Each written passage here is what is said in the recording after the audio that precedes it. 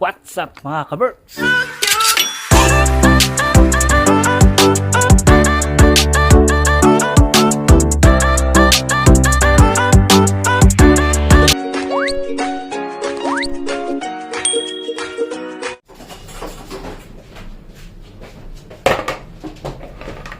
Good morning mga ka-birds.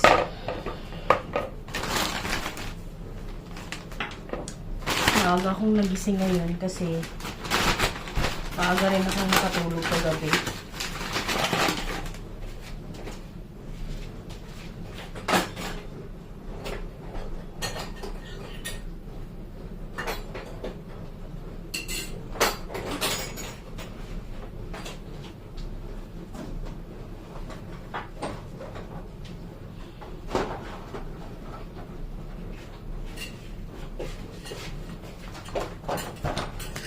Magluluto ako ng pancake almusal.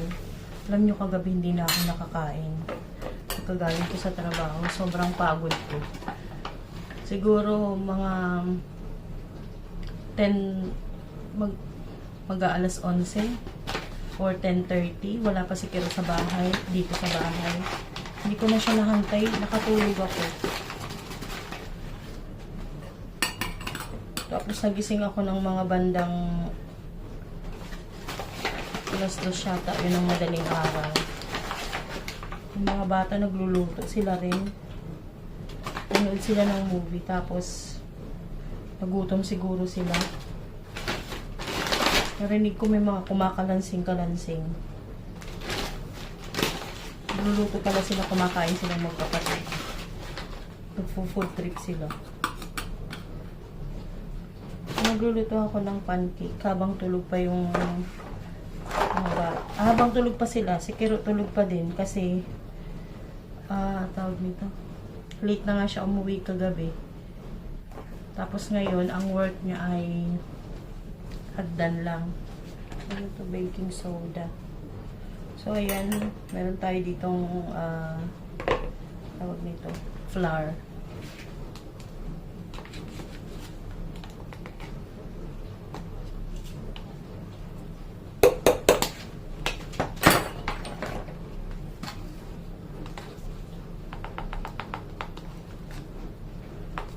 Alam nyo, kahit maaga akong magising mga ka-birds,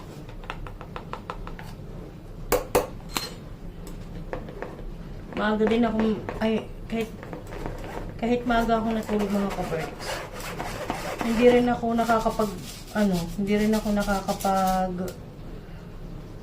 nakakagising ng late. Parang nakaset na sa utak ko yung nakaset na sa body clock ko yung ng gising at tulog.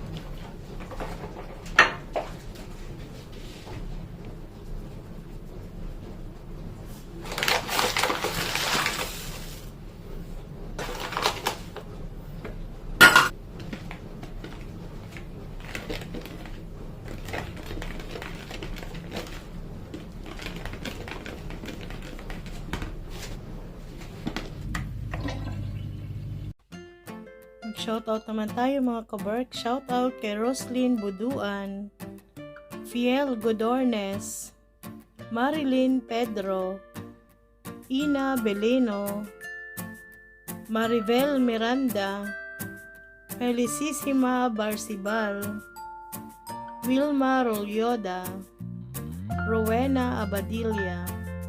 Shoutout din kay Kusina ni Beshi, Mulavi Girl, kay No ng Hawaii, Emma Gabriel, kay Miss D, kay Mighty Mai, Shirley Chua, kay Maristela, Joe Pascual, Karen Diaz, Emily, kay Cutie, at kay Daria. God bless everyone mga ka-birds.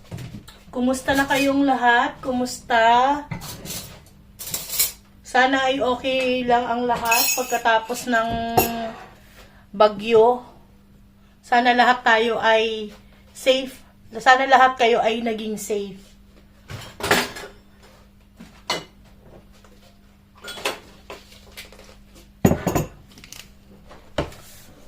Ngayon ay Tuesday mga ka-Berks.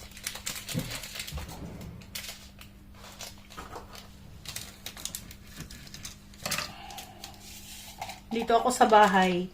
Pagka ganitong Tuesday, Monday and Tuesday, bahay ang duty ko. So, nag-aayos ako ng, ng mga kalat. Hanggang ngayon, mga ka-Berks, hindi pa rin ako tapos mag-declutter. Halos 1 buwan na ako nagdi-declutter. Alam niyo ba yun? Mas nakakapagod yung trabaho ko dito sa bahay kaysa sa trabaho ko sa labas. Alam niyo, pagdating ko sa bahay, ay habang nasa trabaho ako, yung isip ko, nandito na agad sa bahay yung dadatnan ko na trabaho, yung magliligpit ako. Yung trabahong nanay, alam niyo na yan mga ka-Berks. Kasi yung mga bata, hindi mo rin naman maaasahan ng kagaya ng ligpit natin ng mga nanay. Umamin na kayo. Baka mamaya may magbabash na naman dyan ha. Sasabihin na naman yung mga anak ko tamad daw. Ako naiintindihan ko yung mga kaberg, sitwasyon ng isang estudyante, lalo na dito sa Finland. Alam niyo dito sa Finland, hindi naman sa hindi sa pagkonsinti ko sa mga bata dito na hindi nila pinupush naman nila sa, alam niyo yung gawain. Pero sila dito kasi tinuturuan nila yung mga bata sa balance na ng pamumuhay dito. Yes, marunong naman silang gumawa sa mga gawaing bahay. Pero binibigyan ko lang sila ng, ano tawag nito? Designated na gawain kung ano ang dapat nilang gawin. Hindi ko sila inuobliga or hindi ko sila pinupukpok na linisin yung buong bahay. Kasi, sa totoo lang mga kaberks, kahit tayo dyan sa Pilipinas, yung mga estudyante, kahit ako na alam ko yon yung ganun. Ewan ko lang sa iba mga ka-works.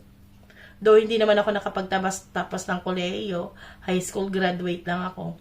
Pero alam natin yung sitwasyon ng estudyante na yung utak nyo ay pukpok sa school. And then pagdating sa bahay, magagaganin yung magulang dahil sa gawaing bahay, dinanas ko yun mga ka-works. So ako hanggat maaari, lalo na dito kasi hindi sila hindi sila yung pukpok na basta ewan ko kung nagigets nyo ako mga ka-Berks.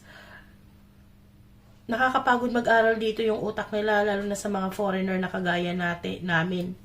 Yan sila reng-reng.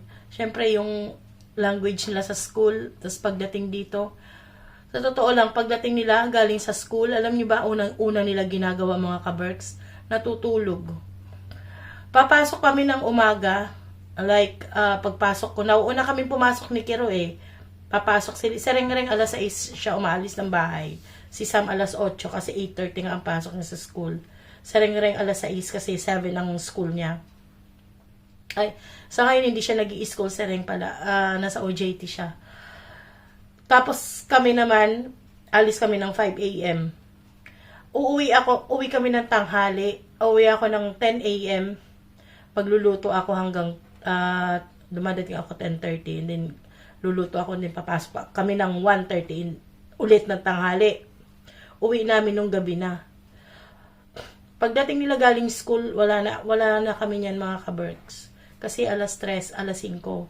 Ang uwi ni Sam is alas 3. Si Sereng naman minsan alas 4, alas 5. Pagdating nila pagod sila sa school. Ganun din naman tayo, pagod din tayo. Pero para sa akin nakikita ko, mas pagod sila sa school kasi nag-struggle sila sa language. Kaya gustuhin ko magbunga nga sa kalat namin. I mean normal sa magulang yung nagbubunga nga sa kalat. Pero ayoko din silang ma-stress kasi dito mga ka-Berks, dito yung mga prone sila dito sa, alam nyo, stress. Ganun mga ka-Berks. Marami dito yung mga estudyante siguro. Or dahil sa hindi ko alam, basta ganun mga ka-Berks. Ayoko naman silang maging na ganun.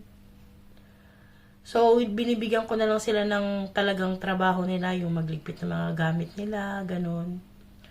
Mag-vacuum, paghugas ng pinagkainan, normal na ano. Pero yung sa general cleaning ng bahay, ako yung gumagawa nun. Basta ang gusto ko lang, maglabas sila ng mga damit nila, iligpit yung mga damit nila, yung paglalaban ng mga bedsheet, yung mga beddings, ganun. Ako yung gumagawa nun kasi gusto ko pagka nalabahan, sabay tupi. So, yun lang. Ang dami ko na lang sinasabi, mga kaberks. Wala. Kasi may nabasa lang ako dati na ano daw, yung mga anak ko daw, nakita siguro nila makalat. Ay, ganun talaga, mga kaberks. Kapag ka-busy ka, siguro mapapatino mo lang yung bahay mo kapag ka ikaw na nanay, ay nasa bahay ka lang, wala ka namang gagawin. Kami, Diyos ko, buong buhay namin, buong araw namin nasa trabaho kami. Ang kagaya si Kiro, nasa trabaho. So, magkakape lang ako. Alam nyo ang ginagawa ko ngayong araw na to. Kahapon Monday, nagsalang ako ng mga labahan, yung cover ng sofa. Kasi yung sofa namin hindi pwedeng walang cover dahil malamig, mga kaberks. So, kailangan lagyan siya ng fleece na cover. Wash and wear yun. Wash and wear ang ginagawa ko sa cover ng sofa namin. Kasi pag nagpalit ako, magkakalkal na naman ako kung saan nakalagay yung cover.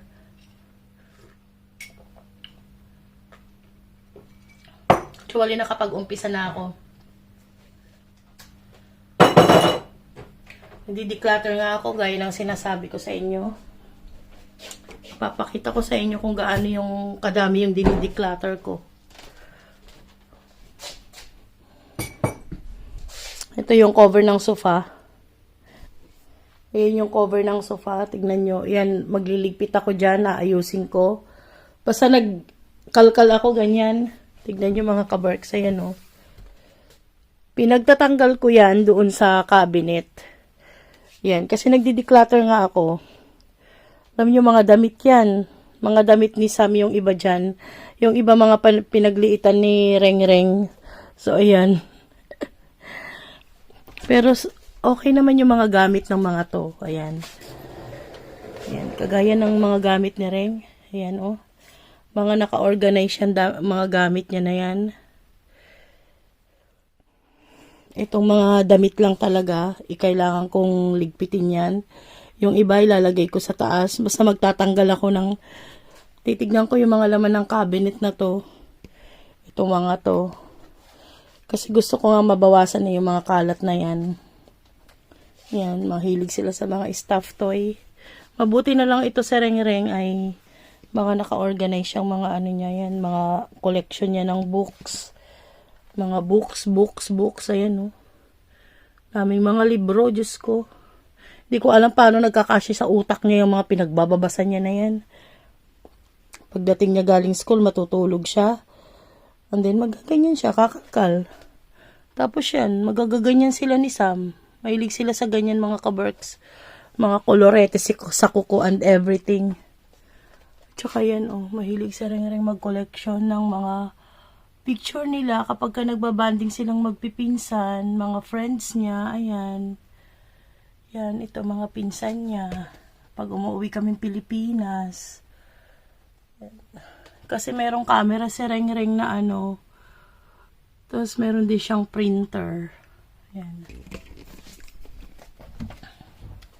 So, liligpitan ko lang yan and then pipilitin kong makapag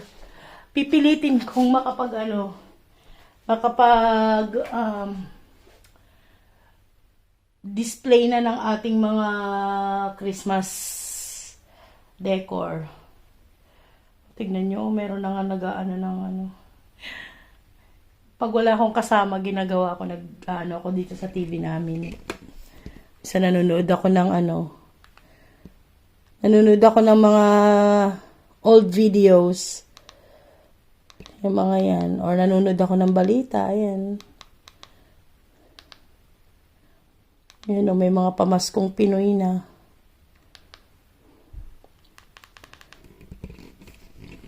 So, yun lang, mga kaberks. Magkakape ako habang nagkakalkal doon sa cabinet. Kung nandito lang, kung sa Pilipinas lang to mga kaberks, wala akong kapuro-problema kung saan ko dadalhin yung mga i-declutter ko na yan. Dahil alam ko, marami akong mapagbibigyan doon ng walang kahirap-hirap. Dito kasi sa Finland, syempre alam nyo naman dito, madaming mapaghihinga ng mga libre. So yung iba, alam nila kung saan sila pwedeng kumuha ng mga libre na mga gamit sa thrift store, ganon. Basta marami na nga ako nakatambak doon, no, sa aming veranda, yung hindi pa nakukuha ng kawork ko. So yun lang mga kaberks. Tapusin ko na tong aking ginagawa. Alam nyo, habang nag-washing din ako.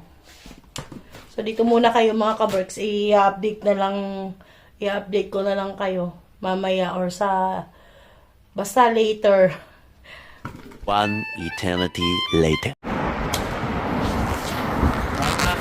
Bye. Bye-bye.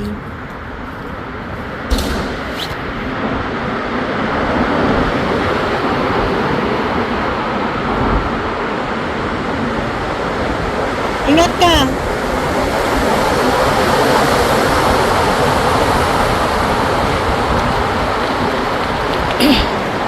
Pasok na ako mga kaberks. Pero dadaan muna ako sa shop.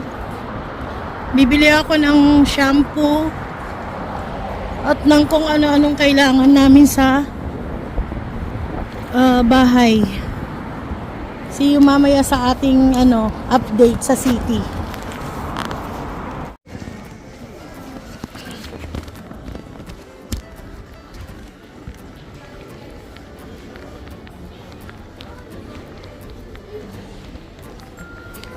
Lang tayo sa shop mga kaberks.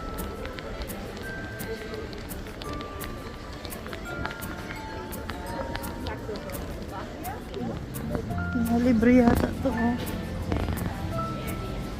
Nescafe.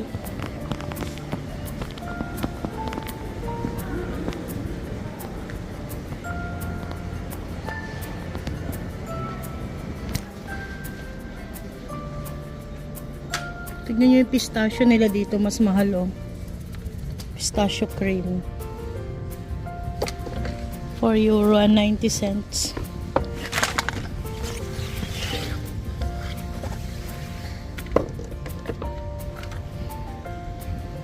Nabagsak yung buti di nabasag yung bote.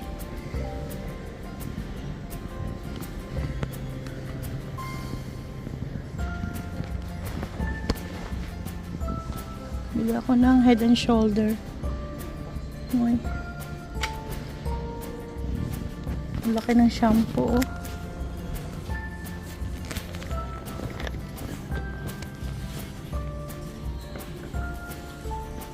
Ito kailangan ko.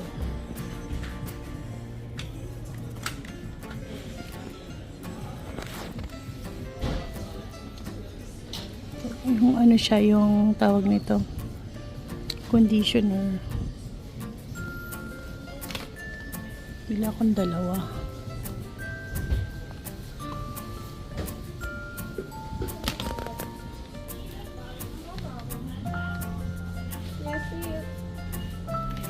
Yung shampoo malaki sa kabila siguro.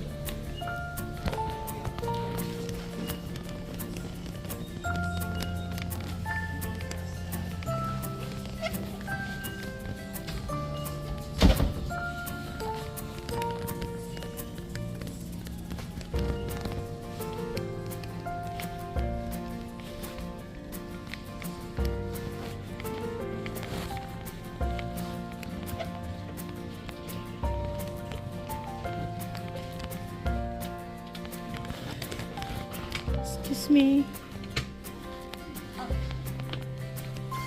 Thank you.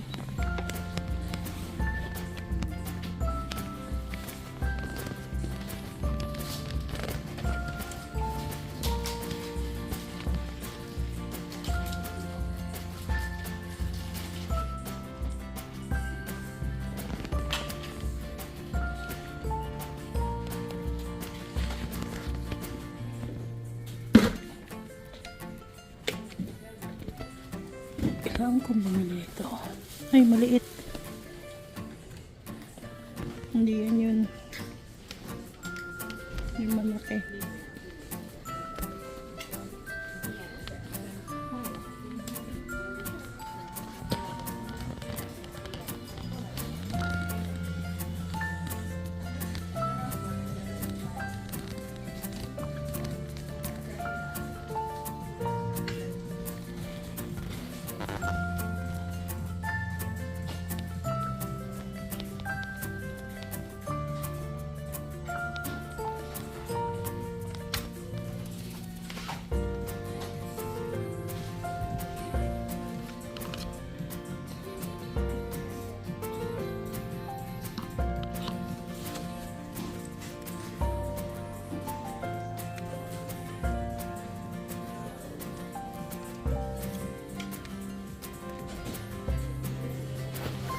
May bago sila oh. Pang gift. Bibili ako nito. Pa isa-isa. Pero parang limited lang siya.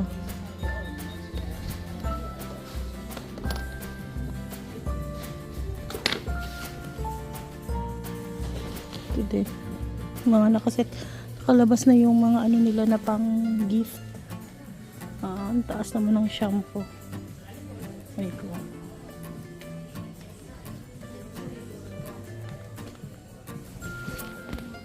Shampoo.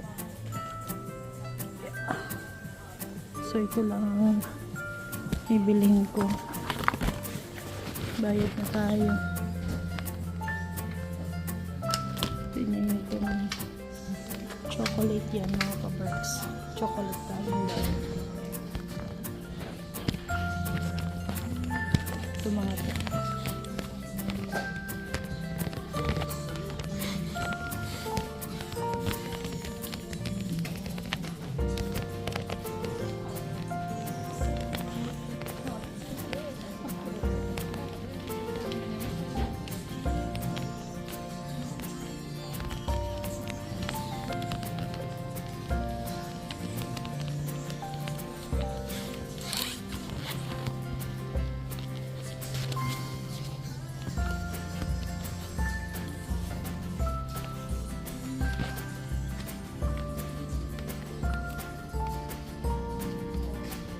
Yung mga chocolate na binibili ko.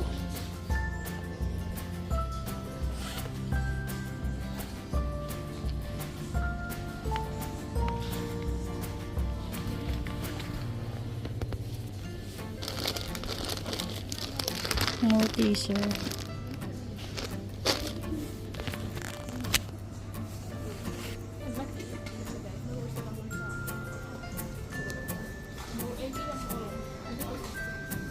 Bayad na tayo.